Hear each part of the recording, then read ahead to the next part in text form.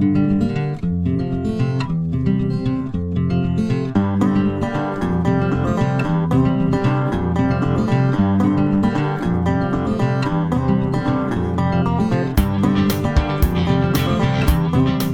episode of the HVAC School Podcast is made possible by our great sponsors.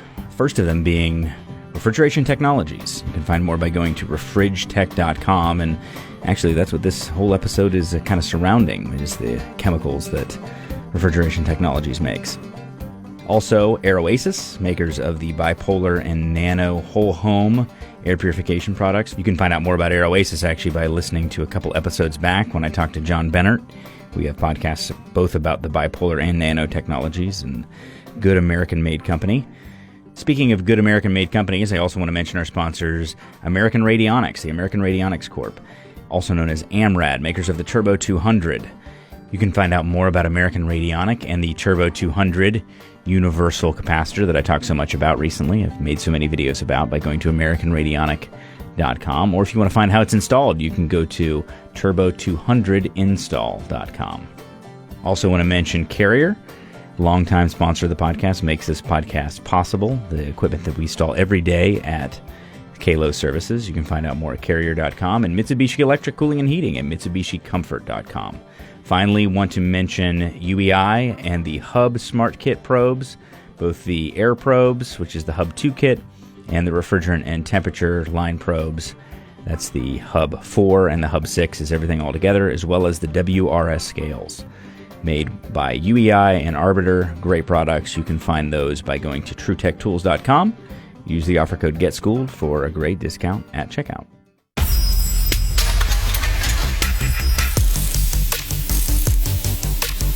And now the man who knows the secret formula that caused old capacitors to last forever and the new ones to fail every 10 minutes. Brian Orr. Why, hello there, everyone. I am Brian, the host of the HVAC School Podcast, which happens to be exactly what you're listening to right now, and I appreciate you taking the time to listen to this. You have many different podcasts you can listen to, and the fact that you chose this one, why, it says something about you and your intelligence, I think. Maybe negative or positive, I'm not sure which. But this is the podcast that helps you remember some things that you might have forgotten along the way in the HVACR trade, as well as helps you remember some things you forgot to know in the first place. And today we're talking about chemicals and cleaning. And I couldn't think of anybody who I'd rather talk to about this topic.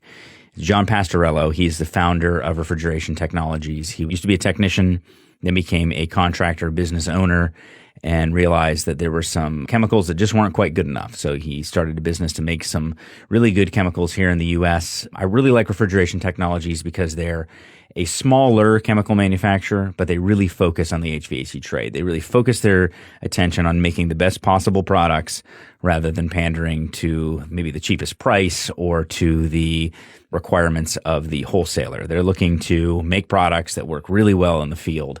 If you've used Big Blue, if you've used Nylog, if you've used their Viper cleaners, you know what I'm talking about. They make really nice products, and John is a really smart guy. And so today we're going to specifically talk about coil cleaning and how to use coil cleaners to their greatest effect, as well as some of the different technologies and chemistries that are out there for coil cleaning products. So here we go, John Pastorello talking about coil cleaning. All right, so today on the podcast, I finally got John Pastorello, one of the heroes of the industry, one of the giants of the industry. So thanks for coming on the podcast, John. I am 5'5", not much of a giant. Yeah, glad to be here and glad to be able to speak to all the service technicians that are tuned in. So you started out in the trade actually working on equipment, right? Yeah, I actually started out as a bench chemist back in the early 70s, and I was working toward a degree, and I worked in a lab, medical lab at the time. I found myself out of a job one time and looked in the paper and found a company that was hiring installers, no experience necessary. And I figured, oh, well, I'll apply for this AC install job and I'll do that, make a little income until I could find another lab position. But really, I kind of fell into my niche. I really enjoyed the work. The pay was much better than working in a lab. So that's pretty much how I started. And I bounced around a couple companies after that. got some good training in servicing and started my own contracting business, which I did for 17 years. Okay, wow. Yeah, I didn't realize you actually had your own contracting business. Oh, yeah. So running your own contracting business, was that a lot of the motivation that led to you creating your own chemicals? What led me to creating chemicals, and my first product was my bubble leak detector, Big Blue. I was really frustrated with the performance of the bubble leak detectors that were out on the market. And I'd see an oily fitting on a unit. I know it's leaking. And I go to apply bubble solution. I rarely, if ever, get bubbles. Maybe at that time I was using first generation electronic leak detectors, and they were very unreliable. So I decided, well, you know what? I'm going to start making my own leak detector and see if I can get better performance. And that's how I came up with Big Blue. So up to that point, were you still using like Dawn soap and that sort of thing, or were you actually buying them off the shelf? No, what I did is I actually went to the library and the patent office. And at that time, we're talking life before Google. And I just researched leak detector fluids. I was researching bubble systems and foaming systems and trying to find the best types of bubble producing fluids that were documented out there that gave actual formulations. And I ordered in a bunch of material, and I worked in my kitchen at night after doing service calls all day. And I tried different formulations that I had. And then next day I would bottle it and go out in the field and see which ones were giving me the best performance. Eventually settled on some bubble solutions, some formulations that I really liked. I handed it out to some of my other service tech buddies, and they came back to me and said, "Hey, John, this stuff is really good." And they're telling me that they were finding leaks now that they had never seen before. They said, "Hey, you're going to start selling with all the wholesalers around here." I didn't have any desire to go out and start producing this on a large scale. I just wanted it for my own personal use. But my service tech buddy said, "Yeah, we'll help you sell it. We'll go door to door to all the supply houses and see if they'll buy it." So that's pretty much how it started out. So how did you get into the cleaner business then? You can't build a company around one product, really, because wholesalers, they want to buy a line of product. They don't want to just buy one product from the small little company when they can go to a larger company and buy a complete line of products. And wholesalers are not out there trying to find leaks, so they're not particular about quality. They're just only interested in stocking their shelves. I had to expand after that, and my next product was a foaming Alkalyn coil cleaner. It was the first of its type. It was basically an oven cleaning formulation that when you sprayed it on the coil, after a few minutes, the foam would start evolving. It had this wow factor, and you'd see all the dirt coming out, and did an excellent job of degreasing coils. And it's something I actually developed out in the field. I was using Easy Off because a lot of my customers were Chinese restaurants and burger stands and people that would only call me out for service when their condensers were completely plugged with oil or in grease. So I basically developed that product by just going to the grocery store and seeing where the best products out there, and Easy Off was the ticket. And later I added it to the line. I was back in 89. Went to market with it, and I found this coil gun, this foam gun that worked really nice with it. And I started marketing the solution. It was called the Carbon-X coil cleaning system, a high foaming alkaline coil cleaner with a foam gun. Started doing trade shows and showing how it goes on and how all this secondary foam evolved and how nice and clean and bright it got the coils. That was quickly copied by a company on the East Coast called Stuart Hall. They came out with their own version called Renews. And then Virginia copied it, came out with their Alkafoam. And then several years later, Calgon came out with their New Bright. That's how I got involved in cleaners. Coil cleaning products is the mainstay of any chemical line. And the reason for that is bubble leak detector. Okay, that's going to stay on a service truck for 6 months before you need another bottle. Coil cleaner gallon of that maybe be only one service call. So the turn rate on coil cleaner, that's where all the meat and gravy was. What have you learned? Because this is coming to mind right away because you had something that was a very alkaline foaming cleaner.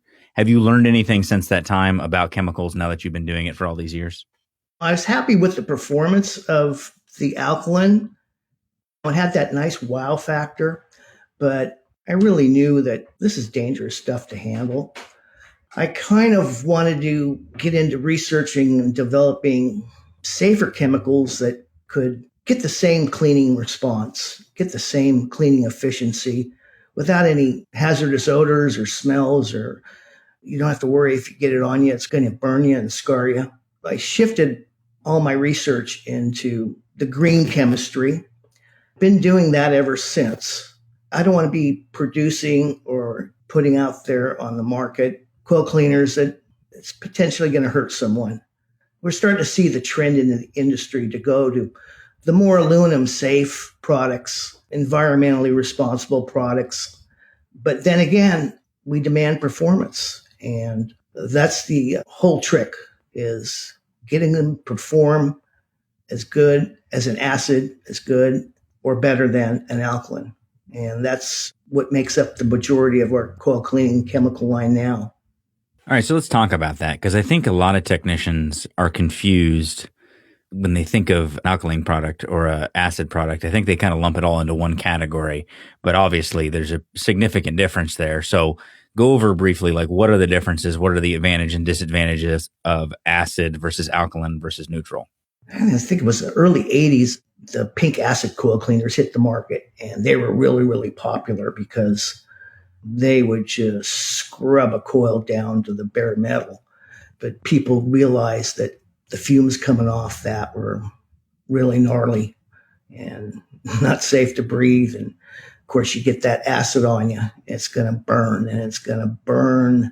You need to get some water on it real quick. You need to be close to a water source whenever you use that acid. And we evolved. Everyone in our industry kind of evolved and got away from that and got into the alkaline. Now, the difference is the acid is on one side of the scale and the alkaline is on the extreme end of the other side of the scale. And they're both dangerous to handle, not safe to handle, especially at the concentrations that a lot of the chemical companies are putting out there. They're just over the top with how much sodium hydroxide or how much hydrofluoric acid that they put in their cleaners. They both burn you. They're both not safe to use. I'd say the alkaline may be a little bit easier to use because it's slower to react if you get it on you. It doesn't attack the copper tubing like the acid. The acid coil cleaners will attack both the copper and the aluminum, and it kind of breaks that bond on your coil. And of course, you end up with loose fins and poor heat transfer. Where the alkaline, it just eats the aluminum and it doesn't touch the copper. So you can preserve your coil integrity to some extent because you're not attacking both the copper and the aluminum. So that's pretty much the difference. And we see the trend away now from the alkaline coil cleaners.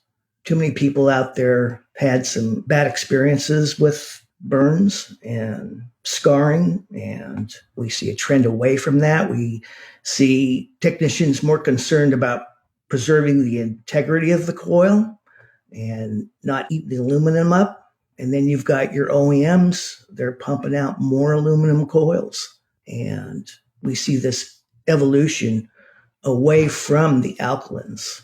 And the acids, of course, have faded out pretty much over the last 10 years down to nothing. Not too many people use that at all. It's a matter of sticking with the trend. And if you have to create a new trend, that's pretty much underlines what we do over here. We have to create a trend if there isn't one. So the majority of your cleaners are neutral cleaners then? They're neither acidic or alkaline, right? No, they would be slightly alkaline, but not to the degree where it's going to burn you. And maybe slight irritation to the skin in some sensitive people, but nothing I wouldn't use on my own skin. I can wash my hands with it.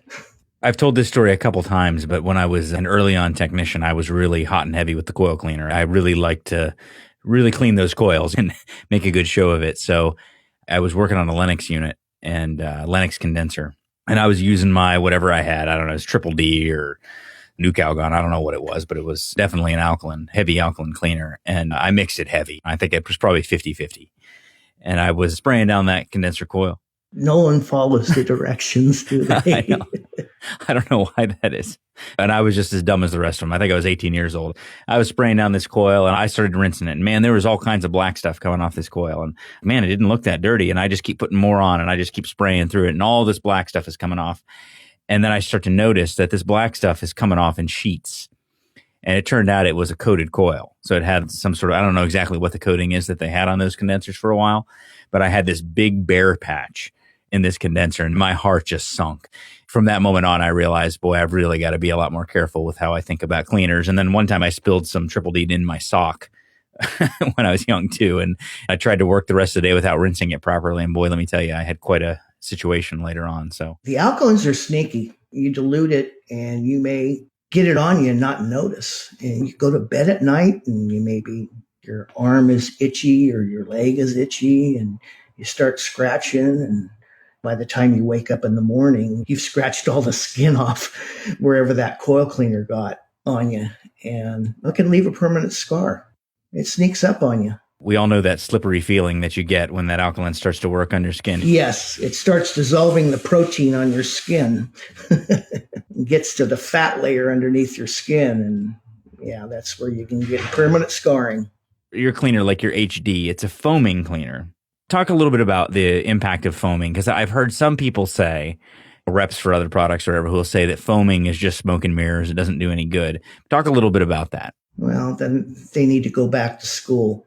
I like the foam gun. I introduced it back in '89. And of course, it was sourced and then copied by other companies. Foam cleaning is the most efficient way to do any type of cleaning.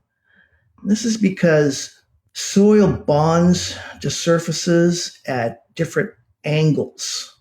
And these angles, and then the soil builds these bridges, and soil keeps building on different areas of the bridges and other areas.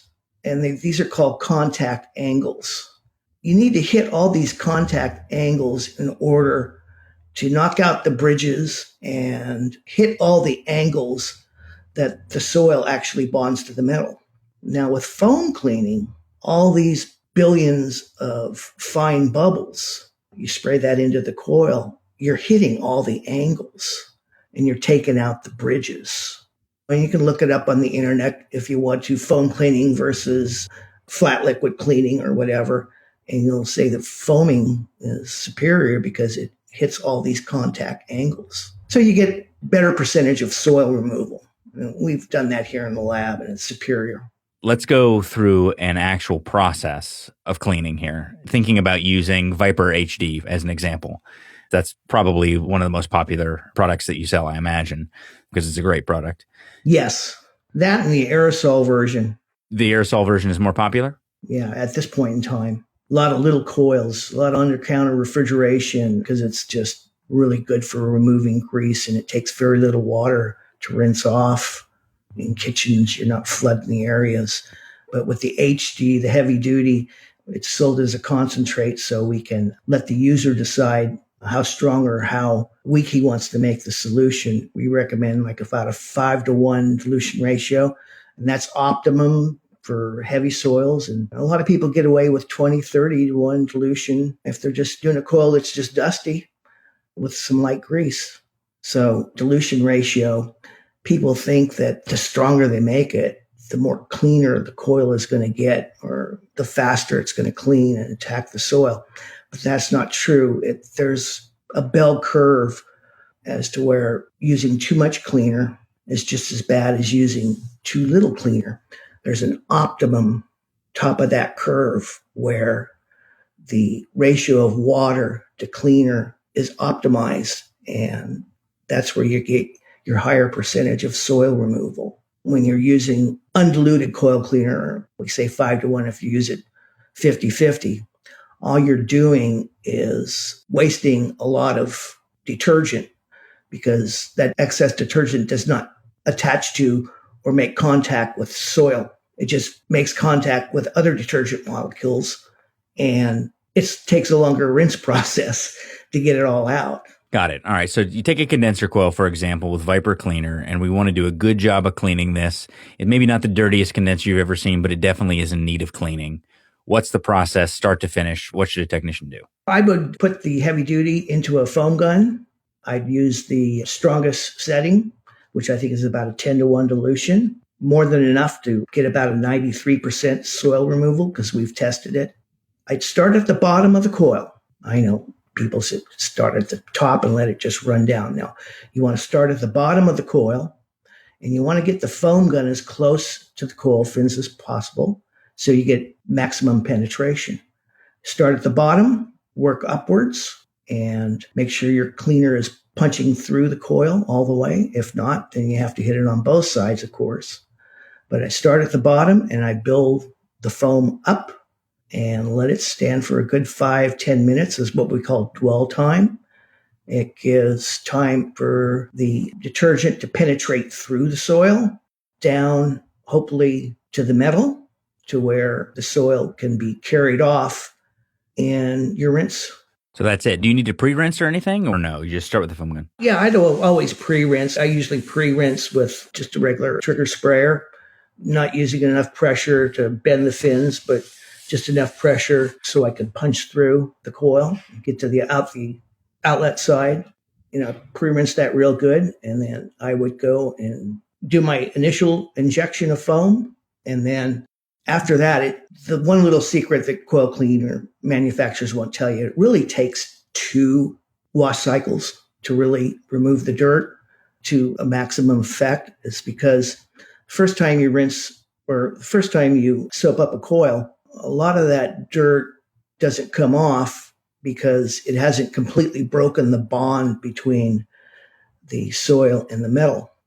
But the second time, all those weak bonds start to loosen up and your soil will release from the coil.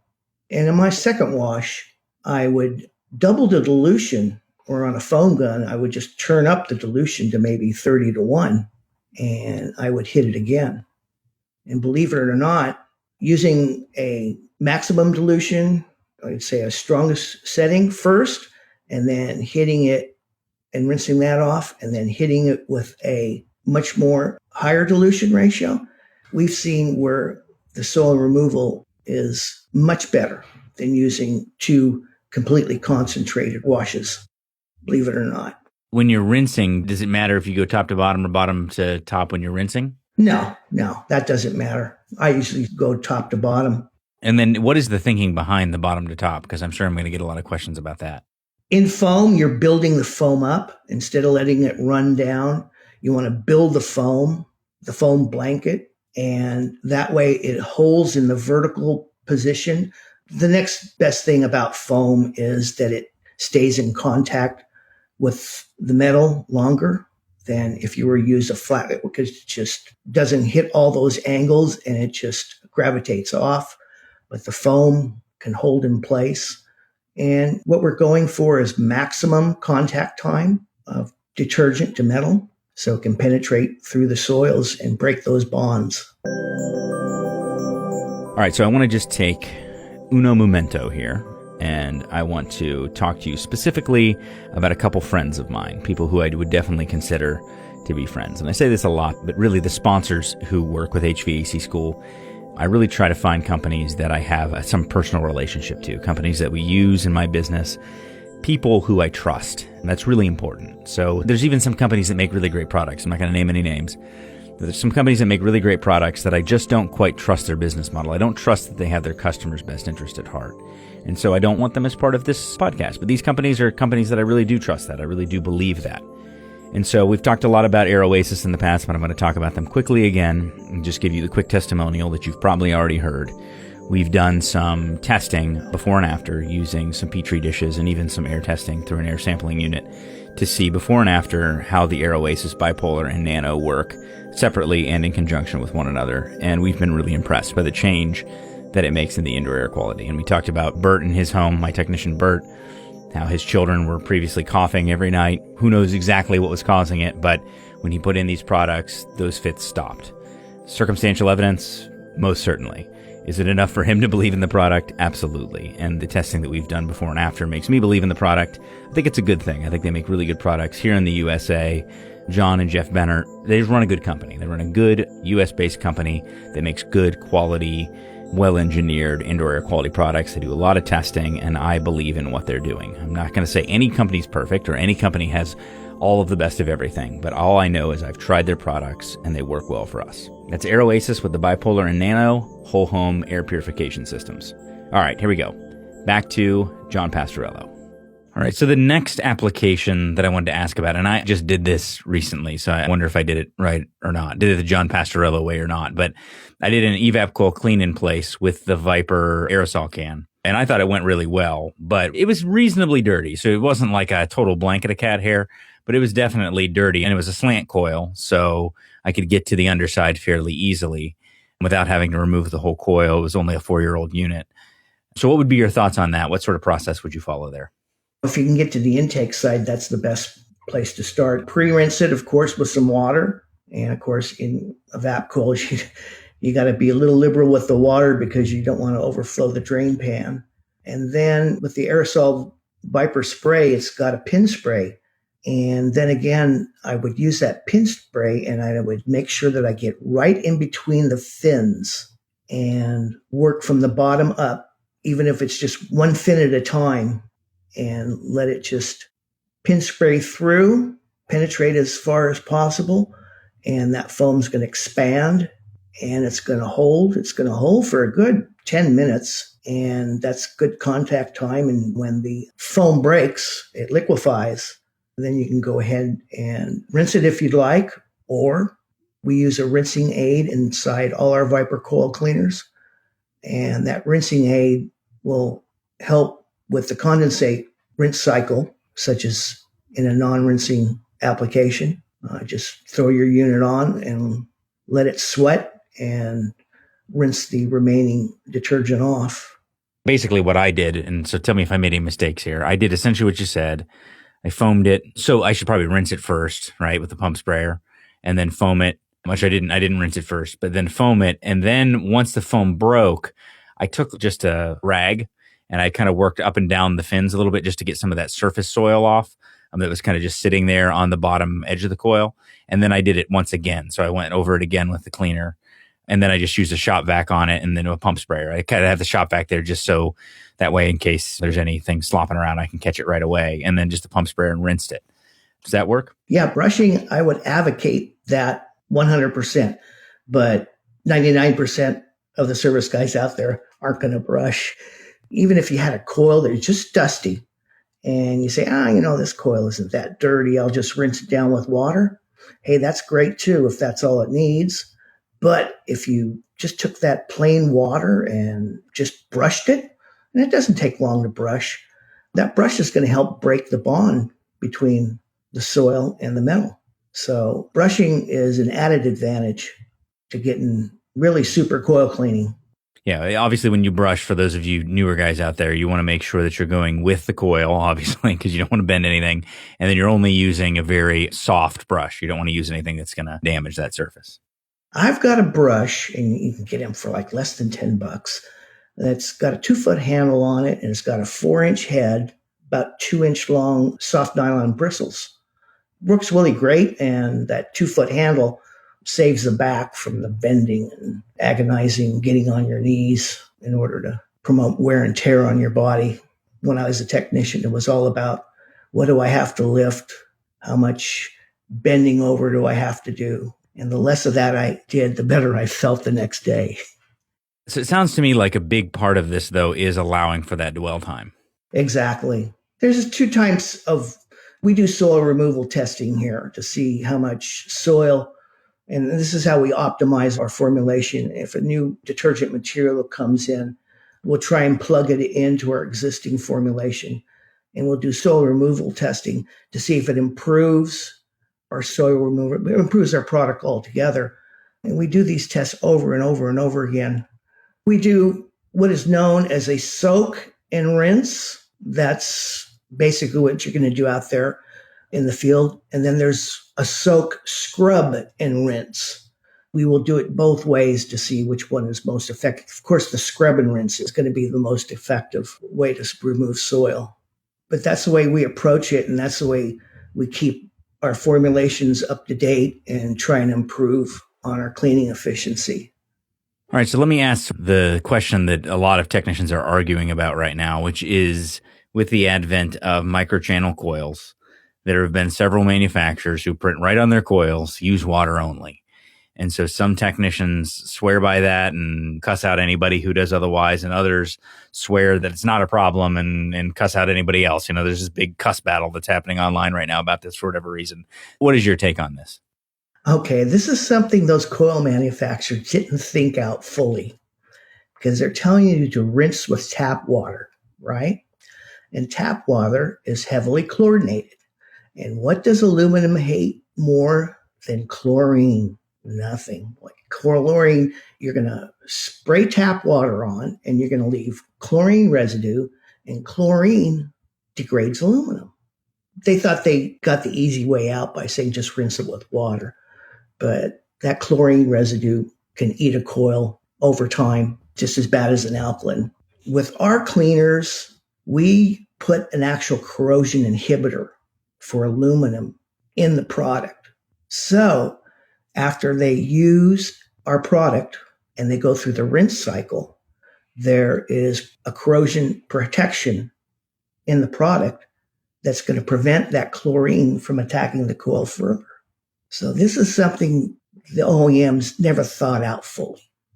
And I don't know how badly chlorinated you are there in Florida, but in California, it's not only heavily chlorinated, but it's hard water.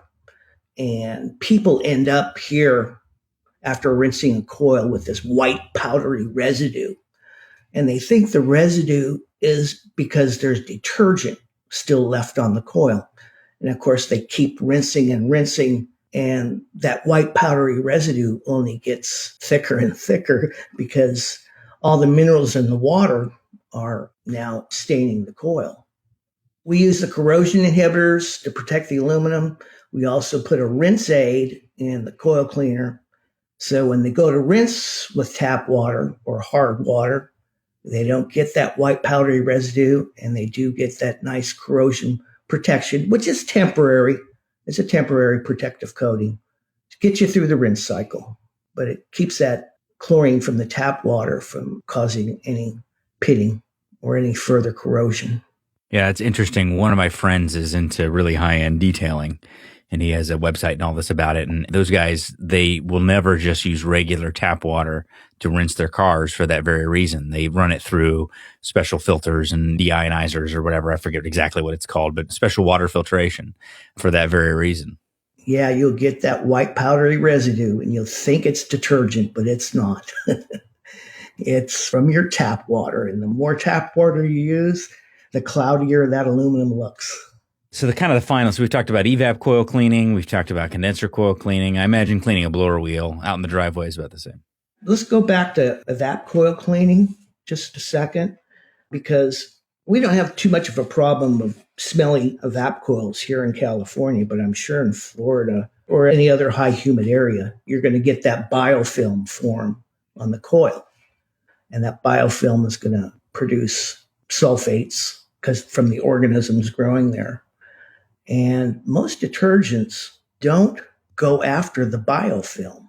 Your coil will be clean, but there's this residual biofilm. Best way to describe it would be if you ever picked up a snail, the snail has this coating. And even if you went and washed your hands after touching the snail, your fingers would still be slimy. And that's a biofilm. And this is what's also on your coil. So we have a coil cleaner called Evap Plus, and it contains an enzyme. That enzyme, of course, in a non-rinsing application for evaporators, We want you to spray that on there. It's not going to foam, but you spray it on there as a flat liquid, maybe through a pump sprayer or a trigger sprayer. And that enzyme is going to digest that biofilm and remove it over time, maybe 3 or 4 hours, maybe overnight, and you won't have that odor anymore. I know a lot of people will say they use a sanitizer or some type of bleach mixture to try and sanitize the coil. That'll kill the organism, but you still have this protein biofilm that's sticking to the coil. And even though the organism is killed and temporarily you won't have any smell, that biofilm now becomes the food source for the next infestation of slime, sludge, algae, whatever it's growing on your coil. Usually it's a black mold. Here in California, we get that a lot, black mold. Some people back east get more gelatinous looking organisms that grow. Yeah, I was very interested in that enzyme thing. I'm glad you brought that up because when I first saw that, I thought, okay, this is interesting. I've heard people talk about, for example, there's a company out there who's making what they call a probiotic coil cleaner now. And so they talk about it dealing with biofilm in that way. And they have to keep it at a certain temperature. Otherwise, it doesn't last over time. So have you found it to be effective even with it being stored under the typical temperatures that we store coil cleaners? What they're probably do is they're using an actual bacteria or strains of bacteria. And the bacteria produces an enzyme that attacks the biofilm. And of course, it's an organism. If you get it too hot, you kill the organism. If you get it too cold, it goes dormant and it's without food source for a while and it kind of doesn't work as well. But the more expensive route is to actually use the raw enzyme and put that in the detergent. And the raw enzyme is good up well over 180 degrees.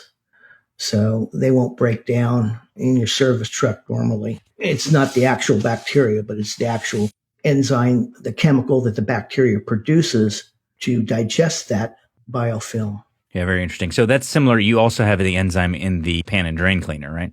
Yeah, there's actually 4 different enzymes that go in there, and it's in a nice silicone type detergent. Enzyme drain cleaners, you can get those at Home Depot. Very effective, take longer to work than, let's say, if I was to use Drano. But then again, the Drano isn't going to remove any of the biofilms that form in your piping or in your pan. That biofilm actually grows into the metal. It's like little suction feet on the bacteria and the fungi and mold. And you can kill it, but it's still rooted into the piping, especially PVC. And it becomes then, again, the food source for the next infestation of organisms. You end up in this endless cycle. And if you just hit it with enzymes in the first place that digests that biofilm and removes it, releases it from the surface. Now, we also put a silicone detergent in with the enzyme, and that silicone detergent coats the pan and it coats all the internal piping. So any dirt, debris, or organisms that come in to the system, which is constantly being sucked into the system, it allows the condensate water to flow quicker with less surface energy. And so you got a faster draining system, and it keeps soil and bacteria from getting that foothold back into the pan and into the PVC piping. Very unique, and you can't buy it at Home Depot. That was really interesting because I've actually thought about this in the past.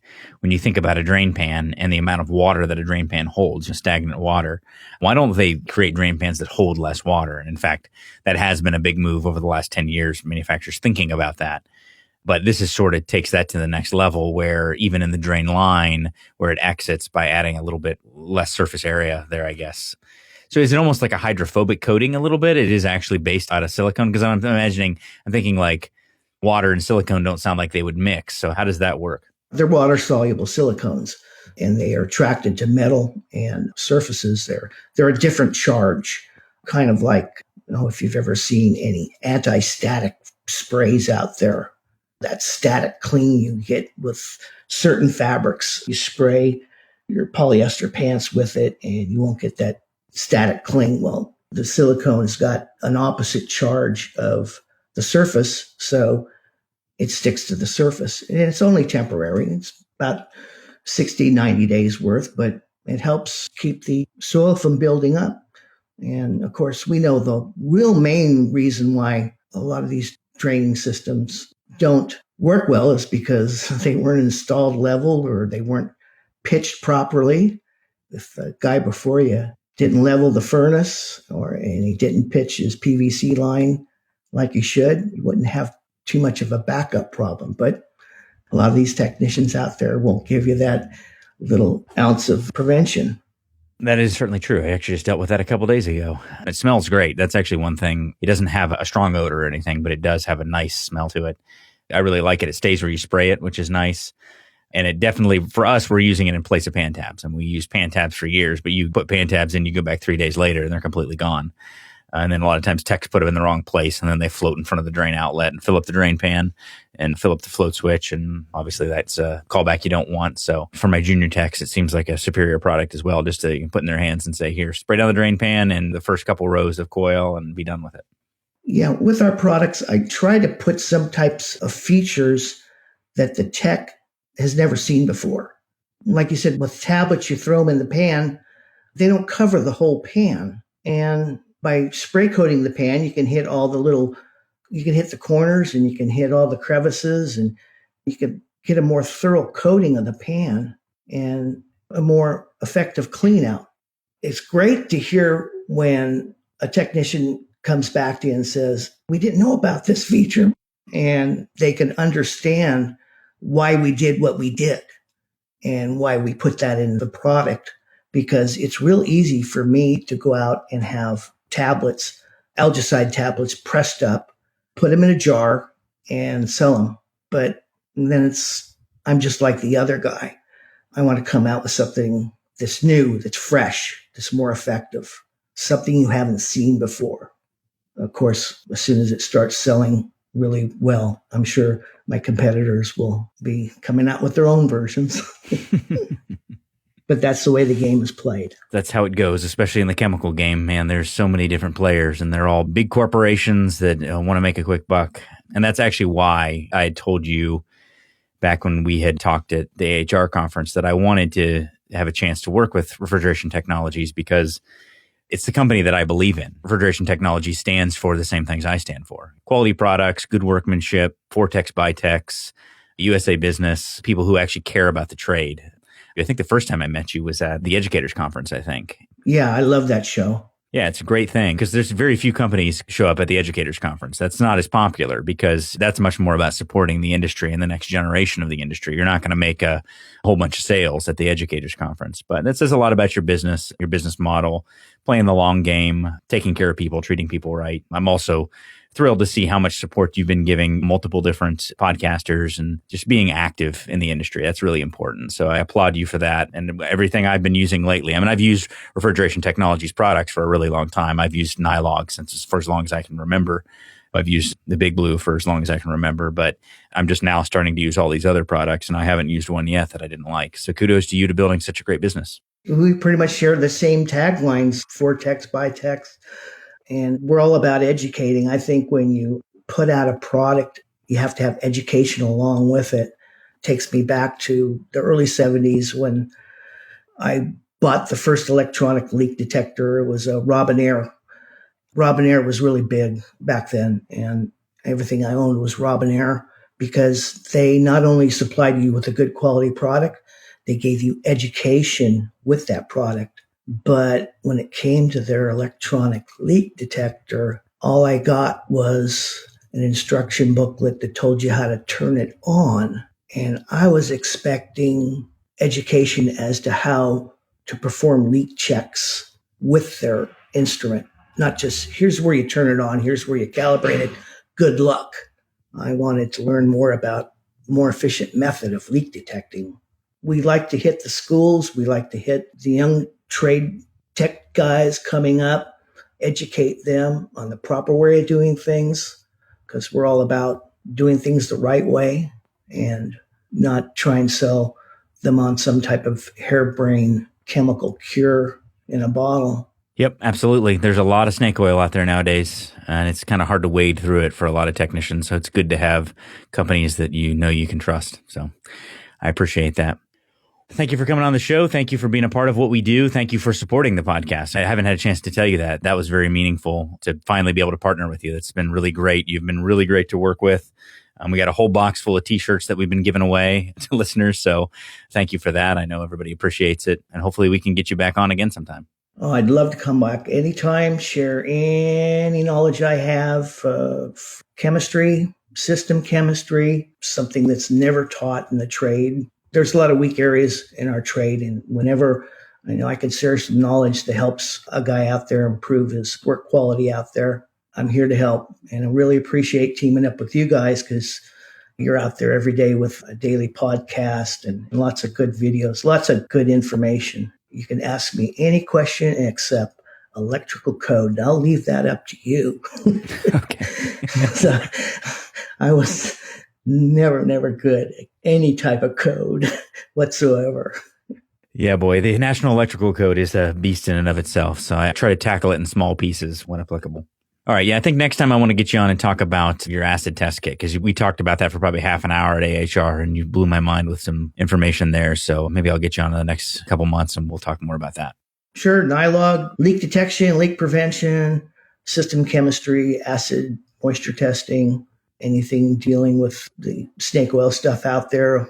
I'm willing to divulge to a certain extent without tripping over and having some company throw a lawyer down my face, but I'll get into that in a generic way anytime. All right. Sounds good. Well, I appreciate it, John, and we'll talk again soon. Thank you. Appreciate it. Thank you, Brian. Thank you for your help. Hey, thanks for listening to the HVAC School Podcast. As always, thanks for being a part of the story that we're developing here, the story of technicians who are engaged with their job, technicians who want to do better every day and who care about their customers. We're building an industry that thinks about details that maybe we didn't think about in the past and who wants to keep moving the bar forward, wants to increase professionalism of the trade. And by golly, if we can attract some young people into this business and show them that this is a great livelihood and it's a lot of gosh darn fun, then we're going to keep doing it.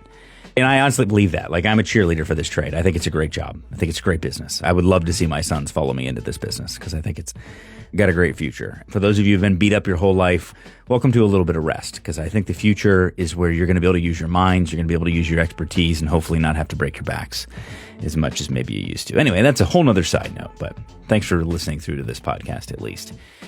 If you haven't been to our website, hvacrschool.com, I'm going to ask you, I'm going to request that you go take a look at that website and see if there's anything there that you would like to share with anybody. Everything there is free. You can share it freely. You can use it in your own social media accounts. If you want to share it with your customers, with your technicians, if you want to use it in a training meeting, you can print it out. You can use any diagrams I make. You can use my calculators, my quizzes, anything you like. It's all for you to use, all free for you to use. So feel free to take advantage of that. That's all at hvacrschool.com. There's a really easy search bar right there for you to use.